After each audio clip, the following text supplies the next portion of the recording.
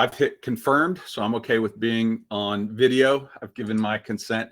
What I want to do today is talk about some of the features, broad overview of the preaching features, the things that I actually use when I preach sermon writing within Logos.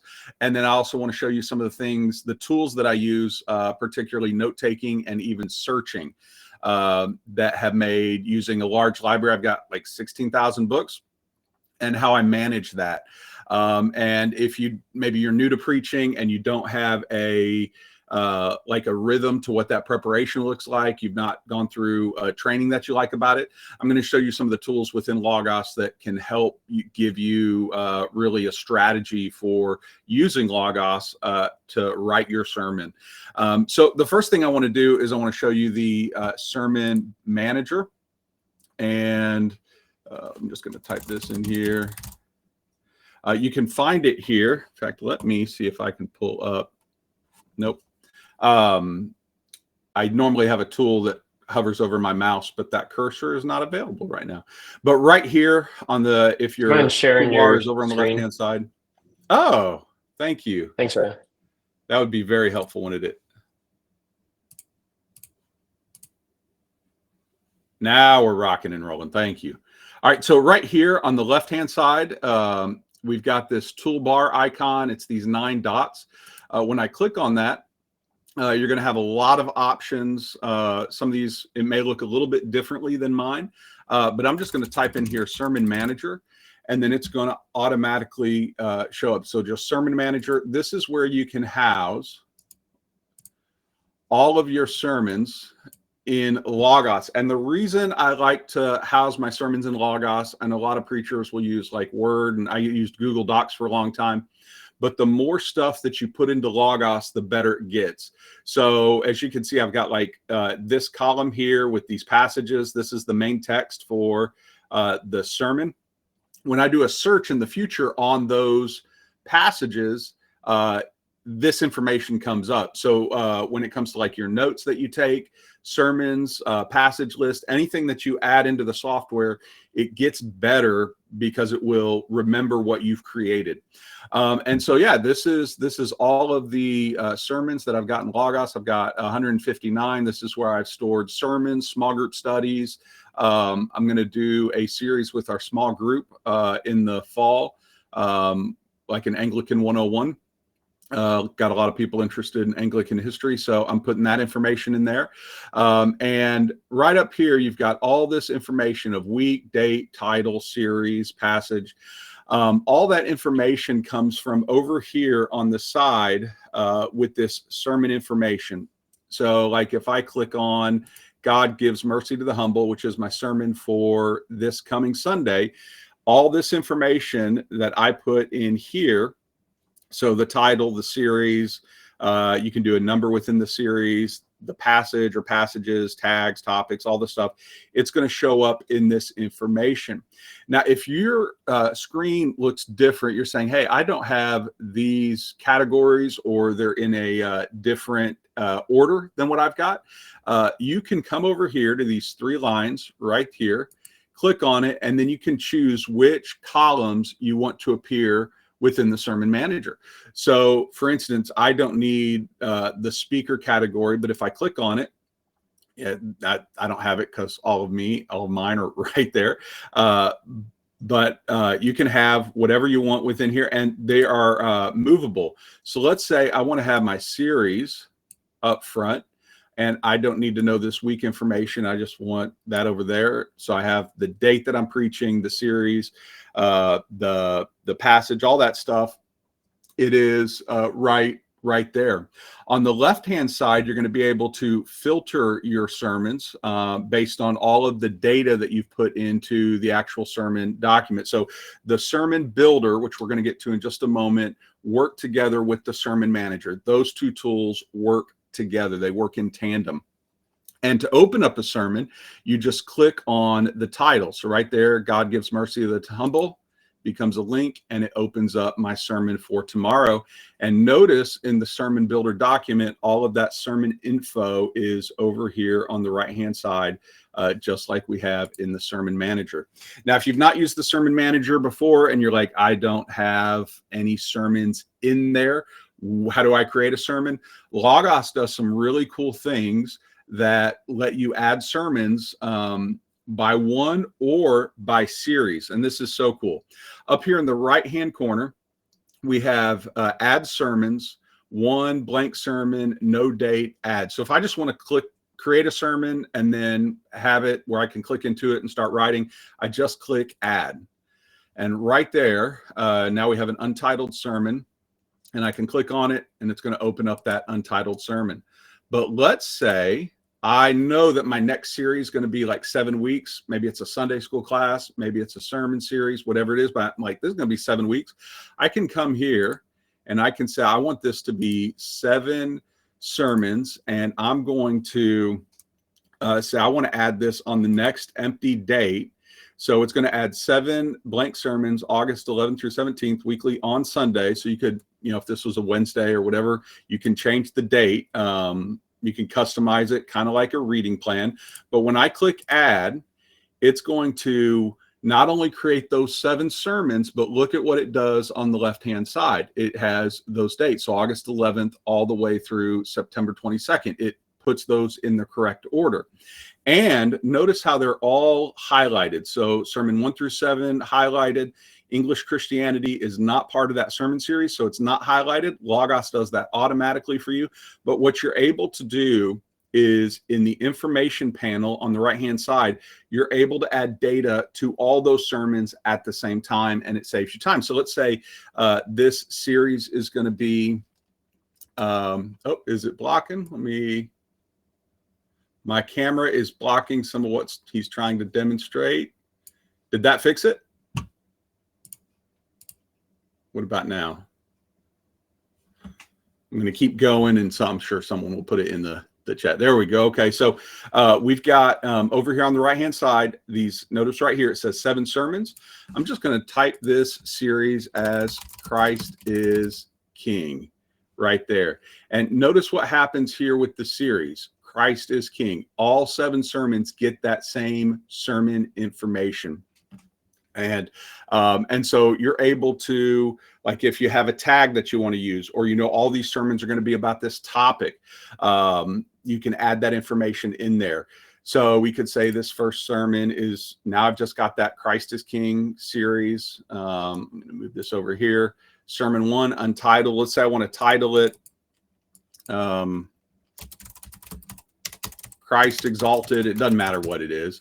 But notice when I make this change over here, it automatically changes the title of the sermon right here. So you're able to click on each sermon, put the information here, and it's going to update it for you. So, and then when you're ready to work on that sermon, you just click on that sermon.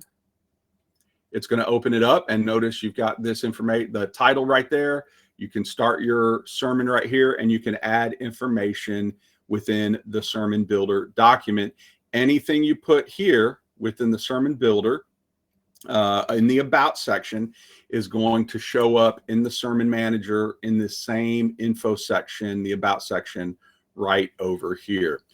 And then on the left-hand side, you're able to filter, which is absolutely fantastic. If you don't have the filter menu up, based on if your screen just looks differently and you don't have this filter menu, it's up here in the left-hand corner, these 3 lines. So I can remove the filter menu, or I can add it back in. And this lets you filter sermons instead of trying to scroll through here. So like I've got a lot of sermons in here, and I love to see what I've written before. Tomorrow I'm preaching out of Luke 18, 9 through 14. So last week I came down here to Luke right there. So anytime you add a passage over here, you're going to get the option to filter it out by book of the Bible right there. Now I've got all my sermons from Luke, and then you're able to you can filter these, categorize them just like you would any sort of column in other apps. So we could say, hey, all of the sermons that I preached at Little Rock Church or St. Andrew's Sunday School. I taught a Sunday school class from Luke a while ago last year. And so, yeah, I absolutely love the Sermon Manager because it lets me add my sermons. It lets me search this information later. It's available on mobile, my phone, my iPad. Just absolutely fantastic. So when this came out a couple iterations ago of Logos, I was absolutely blown away instead of using Google Docs to find everything. But there's nothing wrong with using Google Docs. I just think this system is so refined and so good. Another thing that I want to show you is up here in the right-hand side.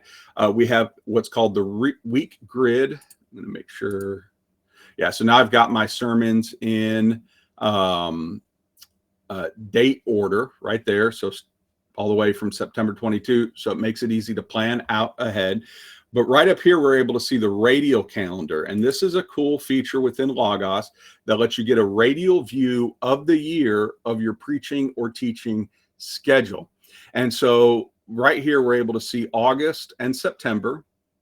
And notice it has in kind of a green color, or not green, orange. And I'm hope I get that right because I'm colorblind. But it's put in this series that we just created called Christ is King. When I hover it, if you look in the middle of the Word document or the middle of the radial ring, it's going to say Christ is King. That is the title of that series. And then right there, we've got Anglican 101, Christ is King.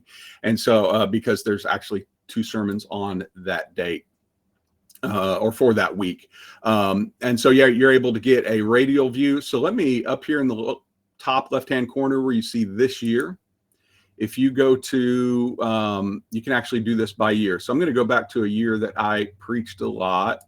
We'll go to 2020. There you're able to see a much more holistic view of what your radial calendar would look like. So when I was preaching full time, I only preached about 40 weekends a year. We utilized a preaching team that I led, and this let me be able to see my gaps very easily. And so we're getting some questions, and yes, we will answer all those. So there is a way to import a Word document into the Sermon Manager, and we're going to, I've not done that in a long time, but right there within the Sermon Manager, let me go back to the week grid, your setting menu, the 3 dots up here, you've got all these options. There's going to be an import feature, and you can import sermon content. So add sermon body text with the docx file. So the important thing is it's got to be a docx file, so which would be a Word document, but you can choose that file and it's going to upload that information into Logos. So let's say you've got sermons in Google Docs. You can export or save those as Word docx files, upload it to the Sermon Manager, and it's going to show up automatically within the Sermon Manager.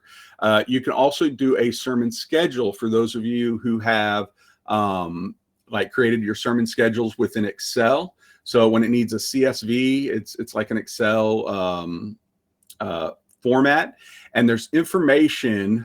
We don't have time this morning to go into all the details of how to do it, but you can click on either of those links, the CSV format details, if you're interested in uploading that CSV file for the sermon schedule, or just sermon content. You can do file format details right there. And yeah, it's a great feature for someone who's not used Logos before, or not used Logos for their sermons, and then they want to import that data because they've got a lot of it. You can do it right here. And then we've got word count is important for my context. Does the Sermon Builder count words like Google Doc does? Thank you, Mark, for that question. And absolutely. So let's move into the Sermon Builder. And this is the Sermon Builder. And the way that I want to, the best way to see the word count is at the bottom left-hand corner. I love this feature because not only does it give you the words, so as you can see, this is 3,492 words. It also tells you if you read that at an average pace, it's around 29 minutes. Your mileage may vary on this because you may speak like me very quickly, and 29 minutes ends up being 23 minutes. Or you may be the kind of person that uses an outline and you do a little bit more extemporaneously preaching. It's really just a gauge. I found it to be pretty accurate for me when I read it, to be right around that mark. I've got to cut down some stuff because at our church, I try to keep around the 25-minute mark. We've got multiple services, and I want to be sensitive to all the other things that are going on that morning. But yeah, that's it does the word count. Now, when we're in the sermon builder, it looks kind of like a Word document, but it is not a Word document. It's not a word processor, even though it does some of those functions. And when you get into it, you may have all sorts of highlighting things that you like to use. Logos has some of that, but it's not meant to be used like a Word document. It's really meant to build your sermon, hence why they call it Sermon Builder. And so up here on the, we'll just go through this list up here. We've got these 3 lines. This is where you get your outline, and anything that you add. So like right here, I'll add opening prayer. And then there's the prayer that I've got for tomorrow. When I click on that, when I highlight that and then come up here to where it says normal, I can add different sort of how I want it to be. Headings, block quotes, illustration, or prompt are the options that you have. So let's say I want this to be a heading 4.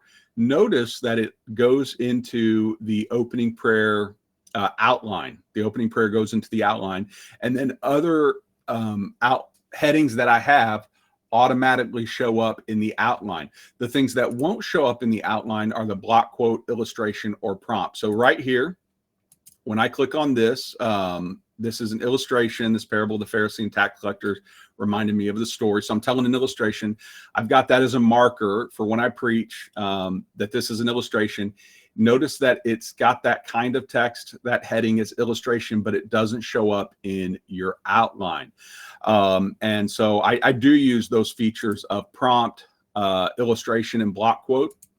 And then when you're in the text, you've got these options just like you would a Word document that really help you write it like you want it. So a lot of times when I would use slides, I would often hand a manuscript to the guy who was running the computer, the girl who was running the computer, and I would like highlight here, and I would turn it into like blue, like that. And then I would say, hey, anytime you see blue, that's when we're going to change the slide. That's when the slide needs to be changed. So you do have some highlighting options for those of you who use that sort of feature. And then to the right of that, you've got bold, italics, underline. You can do fill in the blanks. And we're moving pretty quickly, so I'm not going to go over all these things. You should come to the sermon workshop to ask more specific questions. But you've got all these different features that you can use, and Logos allows you to build out the sermon with slides, handouts, questions. So right there, if anybody ever wants sometimes I'll get asked, hey, can you give me a copy of that sermon? Probably to scour it for things that they can accuse me of and falsehoods. But when they want to look at that sermon, this is what I print them out, this text, because it's not going to have all of the stuff that the other options like slides, handout, questions. For the slides, anytime you add a verse or a heading, it's going to create a slide, and it's automatic.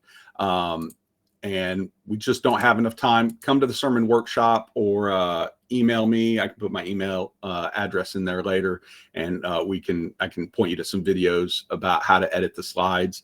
It is great for someone who may not have a lot of experience putting together slides, or someone who doesn't have a multimedia team, which is most churches, and it's just a pastor who's like, hey, I just want to put some slides together, simple slides, passage, maybe some quotes.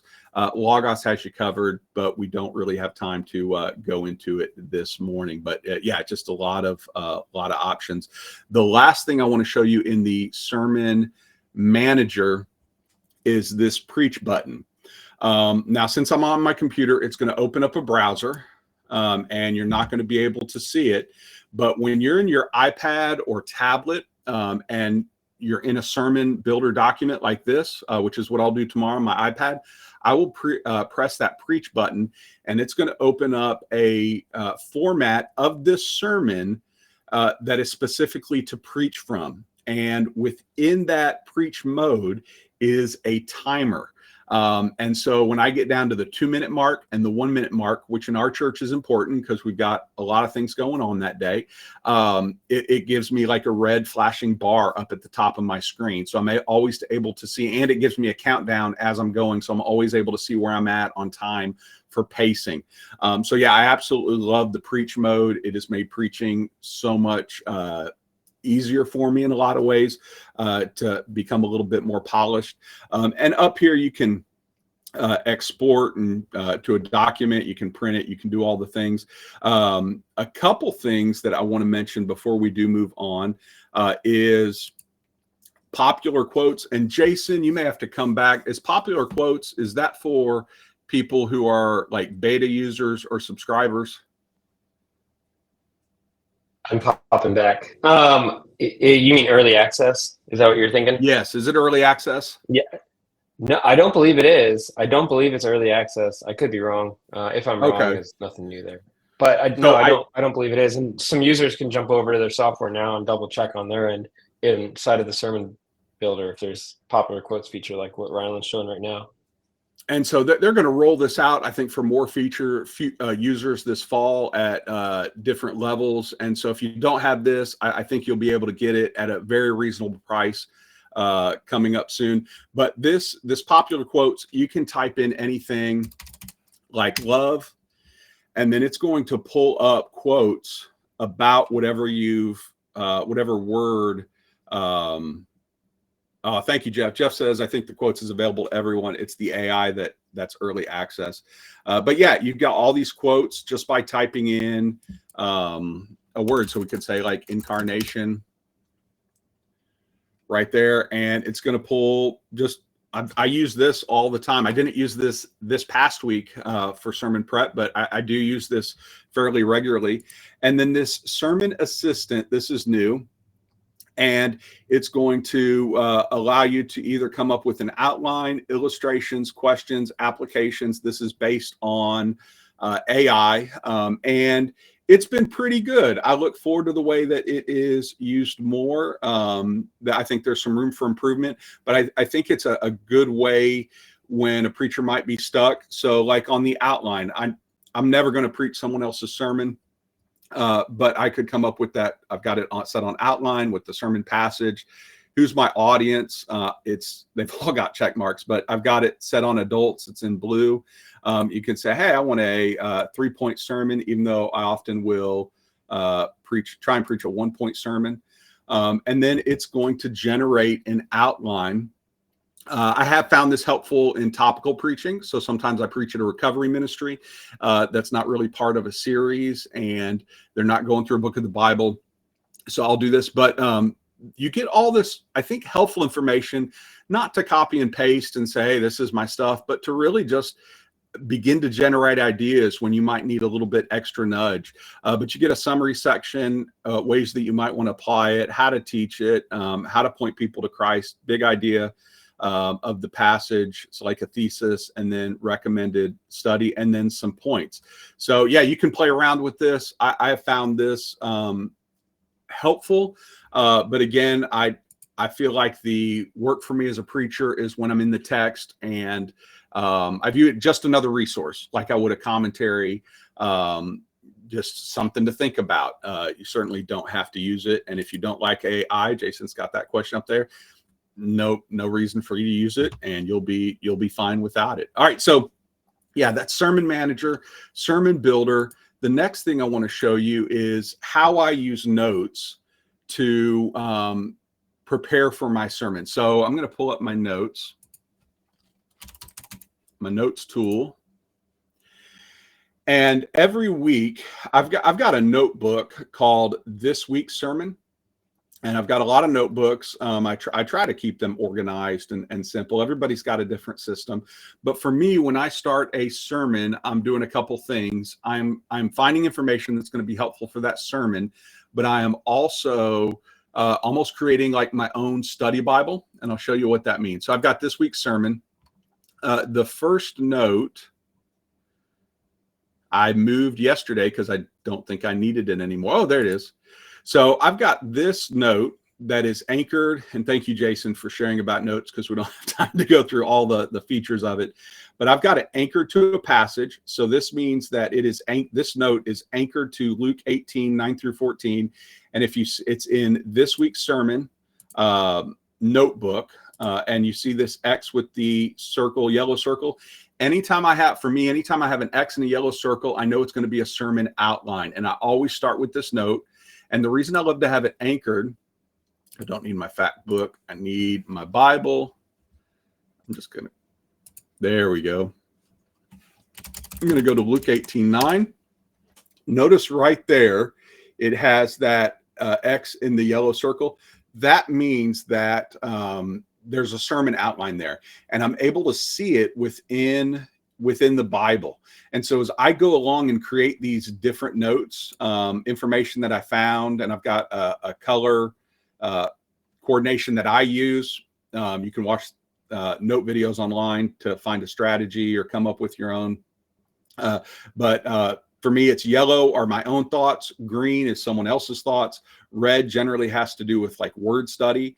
And then these purple bubbles, like here in Luke 18:9, is the illustration that I used. And so I love using the notebook to prepare my sermon because it's going to show up in my Bible so that I have that information in the future, just like I would a study Bible, but it's things that I have found helpful. So when I'm preparing for a sermon, I'm doing double duty of finding information about the text, putting it in a notebook so that it's in my Bible for the future. And then I've got all my sermon outlines within the text. And I've loved this when I've been under someone else's teaching. I was at church a few weeks ago and I had my phone out. I was in Logos and he told me, the preacher said, hey, here's what text we're going to be in.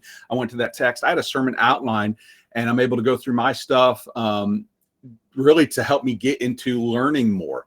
And so that may not be something you're interested in. And if not, no harm, no foul. But yeah, I've got all these notes that are connected to the sermon, to the Bible. And then when I'm done with these notes, I will take them and then put them in their appropriate notebook. So right here, this one, Luke 18, 1 through 17, is going to be Bible notes. I'll just right there, and then it's gone, and then it's there for the future. It's still going to be in my Bible. Courtney asked, how do you sync your notes with your sermon prep? So what I do, Courtney, is I create this sermon document, this note first. So in fact, let me just go ahead and do that. I'm going to create a new note, and this is a blank note. I'm going to create the icon. So now I know, hey, Isabel. Hey, Daddy. Hold on 1 second. Can I be out there in a minute? It's my 5-year-old daughter trying to steal the show. So no, she's I'll be out there in a minute. Okay. So yeah, I start in this week's sermon, I start a note like this. I'm going to anchor it to a text like this. So we could say just Luke 18:9. When I do that, notice now I've got another note right there. And this is where I start to put information into the note. And so if, let's say I've got a resource open, I'm going to open up any resource. Doesn't matter what it is. I'll scroll down here. Let me create a new note. I'm going to copy it.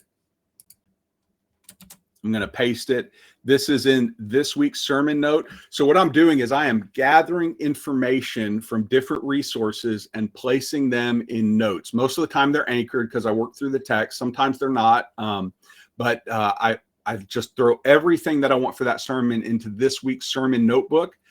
And then based on that information, I really do believe it's kind of a work of the Holy Spirit, just working through the text, prayer, just being in it, diving in.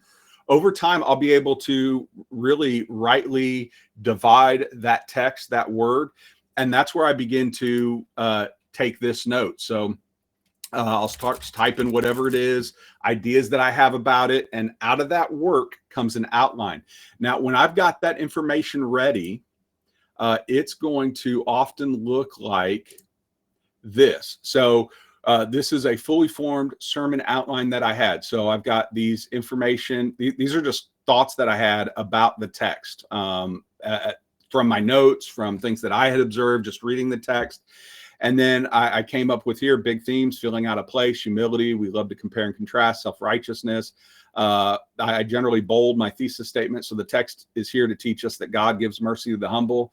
And then I'll begin throwing like illustrations in there. This is where I do a lot of my sermon writing so that I've got an outline. And then when I'm ready, I'm going to take all of this information. I generally won't take it at the top, but I will copy it. I'm going to go back to my sermon builder. Let me open it up. You can't see it, and that's okay. And so this has, I'm not going to copy and paste here, but I will copy and paste in this document, a sermon builder document, and then I fine tune it. I build it out even further because I preach from manuscript. And then right here, you are able to see all of the different notes that you have. I don't use this a whole lot because you're not able to see everything, but you can add that information with that insert. So, if you've got your cursor here, I can just add that information. It does more than what I want to. And it looks like it added that whole sermon outline. And so I'm going to actually go back and restore that version. But yeah, you can. So there are a couple ways that you can do that. But for me, it all begins with the sermon notebook, having a note specifically for my outline, adding information from other resources into that notebook, and then I will take that outline once that's ready, put it into like a sermon builder document. And that's where I really, the last couple days, flesh it out even further and say, no, that needs to go, or the order of this isn't good. But I've always got that work at the ready. And then when I'm done, like this one, this is a note on Luke 18, 1 through 17, information that I thought of. I'm going to take it and put it into my Bible notes category. It's going to stay anchored to my Bible. It's going to show up in my Bible, but it's not going to be in that notebook, because what I want to do, let me delete these two, because what I do when I preach is, this is an illustration anchored to that text. And notice I've got anchored to another text for the future. Sometimes I'll do that. I'll anchor it to multiple text when I'm thinking about it. I'm going to move this one to illustrations and quotes. So I'm building that. And then I'm going to take all this information, copy and paste those, or copy those, highlight them all. I'm going to put those in my Bible notes. I'm going to put this one in my Bible note. And then this sermon outline, I've got a whole notebook just for sermon outlines and series idea. And so when I go down there, I've got 66 different sermon outlines ready to go. And Jeremy wants to know, please re-show the restore feature. I missed the process. Absolutely. So I've got this sermon here. Logos is great. You're in here and let's say something actually happened and you change stuff or it looks deleted. Logos lets you go in here to this restore. So I opened up the information panel and then this version history icon. And then you're going to get all these different, just like you would a version history in Google Docs, or I think Word has that too, but you're able to restore to what you had before, which is helpful. This was really helpful for me one time because my iPad did not sync correctly with one of the sermons, and it actually created a blank document on a sermon that I was about to preach. And I was able to go in and restore the old version and be ready to go. And I only had like 30 minutes before I preached. So this is a great great feature. And so glad that you find that helpful.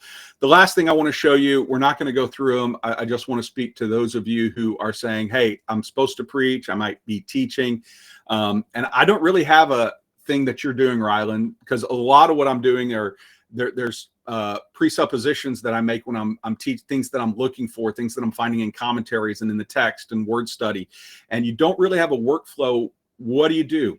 Well, Logos has several workflows that are specifically designed for people who don't have their workflow established. And I want to point out two of them for you for expository preaching. So working from the text, saying what God has said after he's already said it. I don't think it's the only way to preach, but it is what I do. And the two, there's a lot of options, so you can play around and find the ones that you want. But one is Haddon Robinson's 10 Stages for Expository Preaching. And I'm just going to type in my text here. And then, yeah, it looks like a lot of information, but it walks you through step by step with a thought process of how to prepare a sermon, but also using the tools within Logos to do it. And so if you don't know how to use Logos well, or if you don't know, if you don't have a process, check out one of these workflows. And there's several preaching ones in there that I think will find you'll find helpful. So I'm going to turn my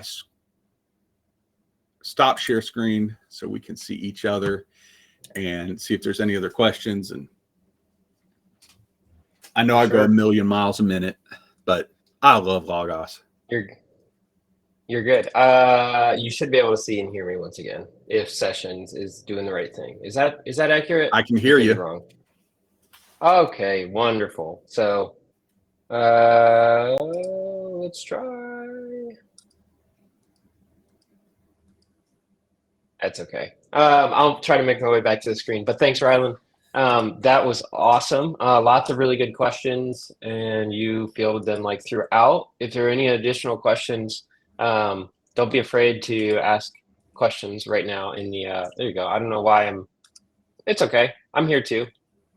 I'm up here too now. But yeah, if there's any other questions, drop them in the chat and we can wrap this up with those questions. But really appreciated that. I learned some new items myself, and I also threw a question out in closing for folks to be thinking about something that jumped out at them. Sometimes we go through a webinar like this and we get hit with all kinds of things like a fire hose. And then we're like, what did we just learn? So it's kind of an exercise to just like land it a little bit and like make it applicable to your own process as a preacher or a teacher. So the question was just one takeaway from today that you could explore or try on your own after this. So Ryland mentioned it. I mentioned it at the start, but we do have a workshop coming up where you can take some of these lessons and then the things that we didn't have time to dig into and apply them to your own personal like context. So if you're interested in that, I dropped the link in chat a couple times, but it's just logosdaily.com/webinars. And so you can check that out. I just dropped the link once more. So I hope to see you in the upcoming workshop. But again, everyone say thanks to Ryland for his time today. And I know he's got someone very important waiting for him after this call that he's got to attend to. So thanks, Ryland. I really appreciate you and your heart for the word, man. All right. Appreciate y'all. Yeah. Thank you very much. All right. Of course. See you later. Bye.